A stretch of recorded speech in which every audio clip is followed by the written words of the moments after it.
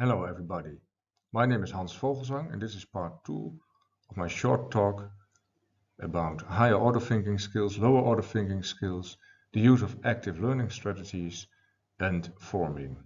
Part 2. The overall message is still make your students think. In part 1 we talked shortly about lots and HOTS and now we transfer our focus to active learning strategies.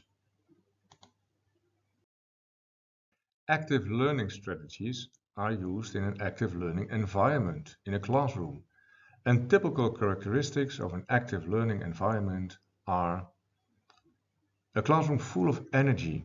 Students are busy, they are fully engaged in the learning process, they share ideas, and they apply content to prior knowledge. In the end, they will create new knowledge, so an active learning environment is stimulated by using HOTS, the higher order thinking skills, as we have seen in part 1 of this short talk. So in an active learning environment, the students are fully engaged. And it's very helpful for them when they know what our learning goals are.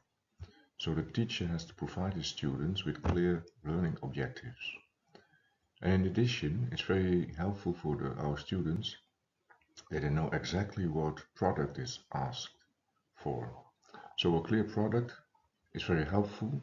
It can be an essay, a poster, a debate, or whatever. There are many possibilities.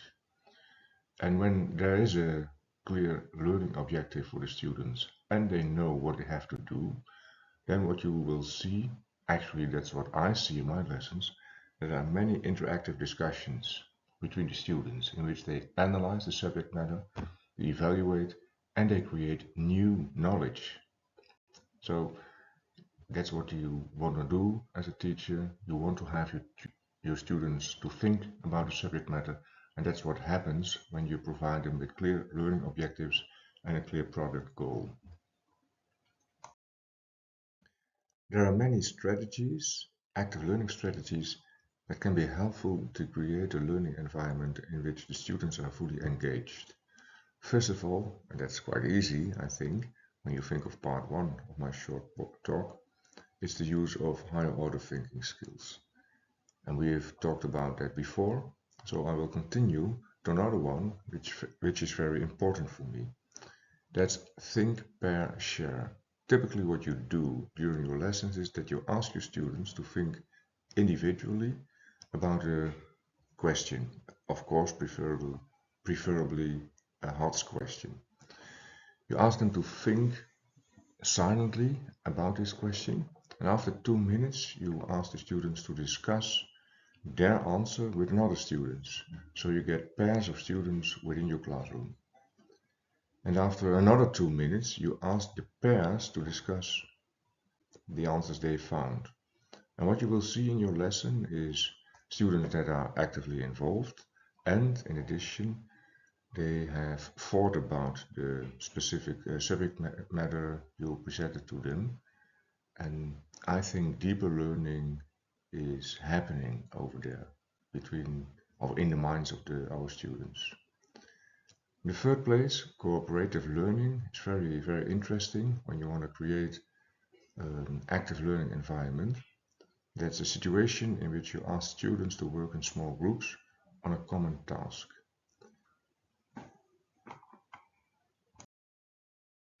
Other active learning strategies include role-playing and learning games.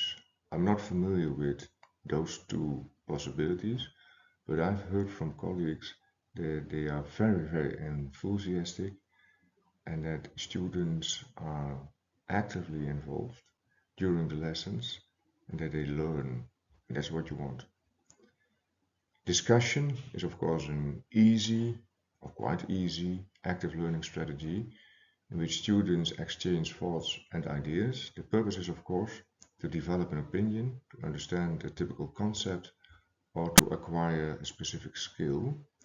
I think the discussion mode in your lessons is very important, typically in our culture context here in the Netherlands. And I'm very enthusiastic as a teacher about the use of formative assessments, especially when you use the formative assessments on the fly, which means that you ask your students questions all the time. Both lower order thinking skills and higher order thinking skills questions are used. And as we discussed before, or which I told you before, this will give a beautiful atmosphere within your classroom in which the students learn, and they are very, very active. Finally, I want to put some emphasis on why active learning strategies are so important. The how we discussed in the last slides. However, the why is also very, very important.